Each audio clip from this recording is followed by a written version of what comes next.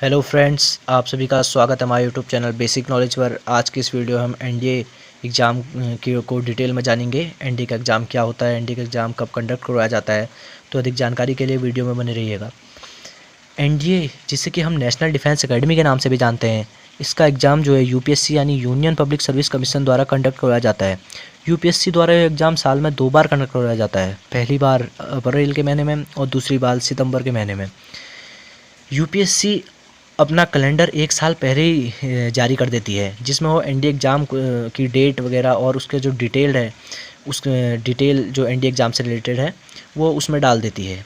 अब बात की जाए एनडीए एग्ज़ाम के अटैम्प्ट्स और एज लिमिट की, तो इसमें आपको टोटल 5 से 6 अटैम्प्ट यहाँ पर मिलते हैं। और अगर एज लिमिट की बात की जाए तो इसकी एज लिमिट 16.5 से 19.5 साल के बीच में रखी गई है। इस हिसाब से अगर आप देखें तो आपको टोटल 6 अटैम्प्ट यहाँ पर मिलते हैं। अब बात की जाए एनडीए एग्ज़ाम की, जो एनडीए का जो मेन एग्ज़ाम होता है वो कैसे कंप्लीट यूपीएससी द्वारा करवाया जाता है। तो यूपीएससी जो है एनडीए का जो एग्ज़ाम है वो 2 फेजेज़ में कंप्लीट करवाती है। पहला जो फेज़ होता है वो रिटन का फेज़ होता है और दूसरा जो फेज़ होता है वो एसएसबी यानी इंटरव्यू का फेज़ होता है। अब रिटन के फेज़ की बात की जाए तो रिटन का एग्ज़ाम जो है 2 फेजेज़ में कंप्लीट होता है। पहला पेपर जो है मैथ्स का होता है और जो दूसरा पेपर वो जीएटी का होता है। जीएटी यानी जनरल एबिलिटी टेस्ट। मैथ्स का जो पेपर होता है वो क्वालिफाइंग पेपर होता है। इसका मतलब अगर आप मैथ्स का पेपर क्वालिफाई करेंगे तभी आपका जो जीएटी का पेपर, जीएटी की जो कॉपी है, आप ऐसा कह सकते हैं कि जीएटी की कॉपी तभी आपकी चेक होगी। यानी अगर आपको रिटन क्वालिफाई करना है तो आपका जो मैथ्स का पेपर है वो पहले आपको क्वालिफाई करना पड़ेगा, तभी आपका जो है रिटन जो है क्वालिफाई होगा। मैथ्स और जीएटी का पेपर जो है, अगर आप बात की जाए रिटन टेस्ट मार्क्स की, तो आपके जो एनडीए के रिटन टेस्ट के जो मार्क्स होते हैं वो टोटल 900 होते हैं, जिसमें मैथ्स का जो पेपर होता है वो 300 मार्क्स का होता है और जीएटी का जो पेपर होता है वो 600 मार्क्स का होता है। अगर आप रिटर्न क्वालिफाई करते हैं तो आप एसएसबी के लिए चयनित होते हैं। अब बात की जाए इसकी एलिजिबिलिटी की, तो एनडीए एग्ज़ाम की जो एलिजिबिलिटी है, अगर आप 12th अपेयरिंग हैं या आप 12th पास आउट हैं।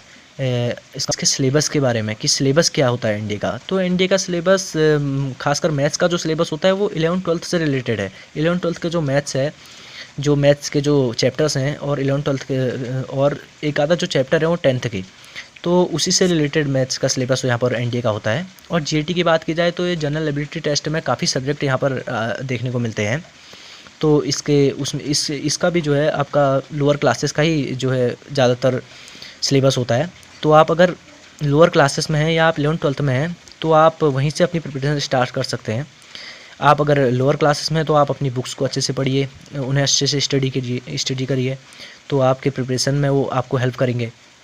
अब बात की जाए तो कि आपको कब और कैसे इसकी प्रिपरेशन स्टार्ट करनी है, तो जैसा कि मैंने आपको बताया कि अगर आप लोअर क्लासेस में यानी आप 9th-10th में हैं या आप 11th-12th में हैं, 11th में हैं, तो आप अपनी बुक्स को ही अच्छे से पढ़िए, यही आपको हेल्प करेंगे आगे इस एग्ज़ाम की प्रिपरेशन में। क्योंकि जो एनडीए का एग्ज़ाम का जो सिलेबस है, खासकर जो मैथ्स का सिलेबस है वो मैंने बताया आपको 11th-12th से रिलेटेड है, और जीएटी का भी जो सिलेबस है वो लोअर क्लासेस से रिलेटेड है। उसमें एक करंट अफेयर होती है जो आप डेली पढ़ सकते हैं। अब बात की जाए कि एनडीए का एग्ज़ाम की प्रिपरेशन आपको कैसे स्टार्ट करनी है, क्या आप खुद से इस पेपर एग्ज़ाम को निकाल सकते हैं या आपको इसके लिए किसी कोचिंग इंस्टीट्यूट की ज़रूरत पड़ेगी। तो बात की जाए इसके प्रिपरेशन की, तो आप खुद से इसकी प्रिपरेशन करके देख सकते हैं।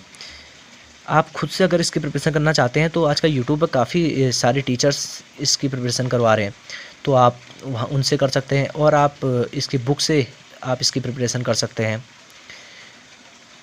कि एनडीए एग्ज़ाम क्या होता है, एनडीए एग्ज़ाम कब कंडक्ट करवाया जाता है यूपीएससी द्वारा, कितने बार यह एग्ज़ाम साल में कंडक्ट करवाया जाता है।